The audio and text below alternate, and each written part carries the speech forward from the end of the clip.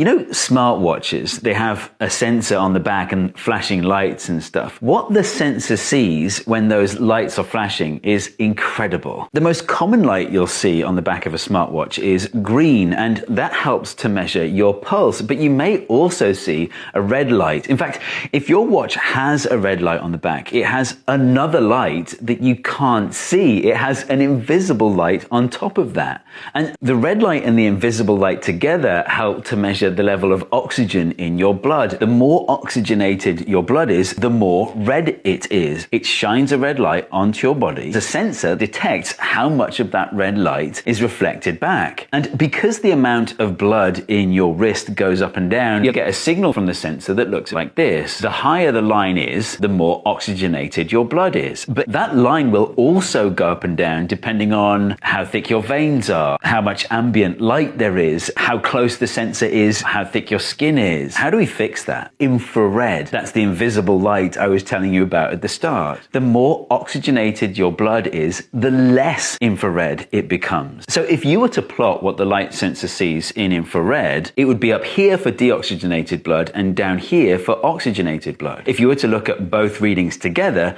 this is what oxygenated blood would look like.